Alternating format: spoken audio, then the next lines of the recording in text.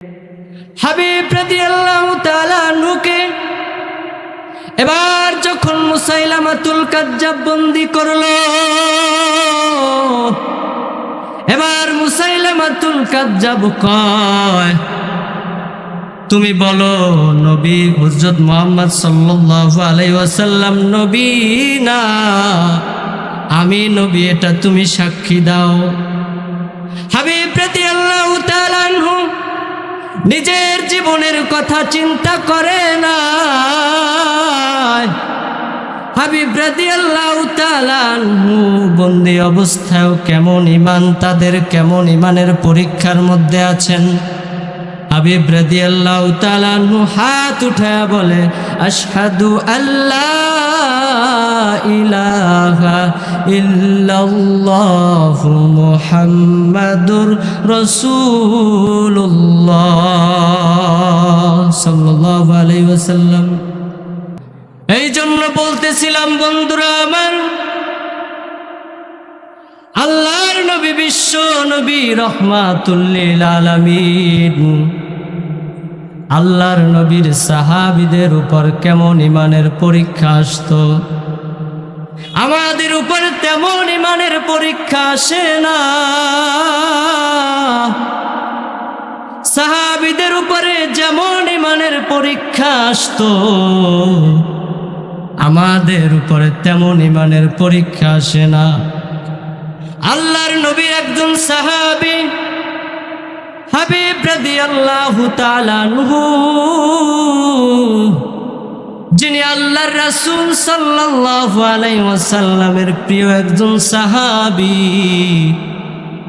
এই আল্লাহর নবীর সাহাবীকে আল্লাহর নবী ডাক দিয়া কয়, আরে হাবিব রাদিয়াল্লাহু তাআলা আনহু, আল্লাহর নবী হাবিব রাদিয়াল্লাহু তাআলা আনহুকে ডেকে বলতেছেন, আরে হাবিব, মুসাইলামাতুল কাজ্জাব যিনি ভণ্ড নবী দাবি করেছিলেন আপনারা জানেন, এই মুসাইলামাতুল কাজ্জাবের কাছে আল্লাহর নবী বার্তা পাঠানোর জন্য হাবিব রাদিয়াল্লাহু তাআলা আনহুকে আল্লাহর নবী ডাক দিয়া কয় যে তুমি যাইয়া মুসাইলামাতুল কাজ্জাবের কাছে বলো, তিনি যে ভণ্ড নবী দাবি করছে, তিনি যেন সেই তার বক্তব্য থেকে ফিরে আসে। আল্লাহর নবী হাবিব রাদিয়াল্লাহু তাআলা আনহুকে যখন মুসাইলামাতুল কাজ্জাবের কাছে পাঠায় দিছে মুসলমান, হাবিব রাদিয়াল্লাহু তাআলা আনহু মুসাইলামাতুল কাজ্জাবের কাছে যায়া কয়, আল্লাহর নবী আমাকে পাঠাইছে, তুমি যে ভণ্ড নবী দাবি করছো সেই বক্তব্য থেকে যেন তুমি ফিরে আসো। মুসাইলামাতুল কাজ্জাবের কাছে যাইয়া হাবিব রাদিয়াল্লাহু তাআলা আনহু যখন বলল, ও মুসলমান, আল্লাহর নবী যদি কোনো সাহাবীকে কোনো অর্ডার করতেন, সেখানে যদি কোনো বিপদ আপদ আশঙ্কা করতেন, সেখানে যদি তার জীবন বিলীন হয়ে যায়, সেটারও পরোয়া কোনো সাহাবায়ে কেরাম করতেন না। সঙ্গে সঙ্গে নবীর অর্ডারে তারা সেখানেই চলে যাইত। হাবিব রাদিয়াল্লাহু তাআলা আনহুকে আল্লাহর নবী যখন পাঠায় দিল, হাবিব রাদিয়াল্লাহু তাআলা আনহুকে হাবিব রাদিয়াল্লাহু তাআলা আনহু মুসাইলামাতুল কাজ্জাবরে যখন এই প্রস্তাব দিল, মুসাইলামাতুল কাজ্জাব তো ভণ্ড নবী দাবি করছে, আর তাকে একটা বার্তা দিল উল্টাটা। এই জন্য মুসাইলামাতুল কাজ্জাব হাবিব রাদিয়াল্লাহু তাআলা আনহুকে বন্দী করে ফেলাইছে। হাবিব রাদিয়াল্লাহু তাআলা আনহুকে এবার যখন মুসাইলামাতুল কাজ্জাব বন্দী করলো, এবার মুসাইলামাতুল কাজ্জাব কয়, তুমি বলো নবী হযরত মুহাম্মদ সাল্লাল্লাহু আলাইহি ওয়াসাল্লাম নবী না আমি নবী, এটা তুমি সাক্ষী দাও। হাবিব রাদিয়াল্লাহু তাআলা আনহু নিজের জীবনের কথা চিন্তা করে না। হাবিব রাদিয়াল্লাহু তাআলা আনহু বন্দি অবস্থায়ও কেমন ঈমান তাদের, কেমন ঈমানের পরীক্ষার মধ্যে আছেন। হাবিব রাদিয়াল্লাহু তাআলা আনহু হাত উঠায়া বলে আশহাদু আল্লা ইলাহা ইল্লাল্লাহু মুহাম্মাদুর রাসূলুল্লাহ সাল্লাল্লাহু আলাইহি ওয়াসাল্লাম। তিনি এই কথা বলতেছিলেন। এবার মুসাইলামাতুল কাজ্জাব রাগে শেষ হয়ে গেল। মুসাইলামাতুল কাজ্জাবকে যখন বলল তুই নবী না, আমার নবী হলেন হাবিবে কিবরিয়া হযরত মুহাম্মদ সাল্লাল্লাহু আলাইহি ওয়াসাল্লাম, আমার নবী, তুই নবী না। ও মুসলমান, তখন হাবিব রাদিয়াল্লাহু তাআলা আনহুর একটা হাত ওই বেঈমান কেটে ফেলছে। মুসাইলামাতুল কাজ্জাব হাবিব রাদিয়াল্লাহু তাআলা আনহুর একটা হাত যখন কেটে ফেললো মুসলমান, এইবার আবার মুসাইলামাতুল কাজ্জাব কয় এইবার তুমি সাক্ষী দাও মুহাম্মদ নবী না আমি নবী। হাবিব রাদিয়াল্লাহু তাআলা আনহু তখনও ঈমানের পরীক্ষার ভিতরে তখনও বলে আশহাদু আল্লা ইলাহা ইল্লাল্লাহু মুহাম্মাদুর রাসূলুল্লাহ। যখন তিনি এই সাক্ষী দিলেন তারপর তার আরো একটা হাত কেটে দিল। এইবার মুসাইলামাতুল কাজ্জাব আবার বলতেছে এইবার সাক্ষী দাও মুহাম্মদ নবী না আমি নবী। তখন আবার হাবিব রাদিয়াল্লাহু তাআলা আনহু কয় না না না তুমি নবী না, আমার নবী হলেন প্রিয় নবী হাবিবে কিবরিয়া দোজাহানের সরদার খাতামুন নবীন প্রিয় নবী হযরত মুহাম্মদ সাল্লাল্লাহু আলাইহি ওয়াসাল্লাম। ও মুসলমান, এই কথা সাক্ষী দেওয়ার পর আবার মুসাইলামাতুল কাজ্জাব তার একটা পা কেটে দিল।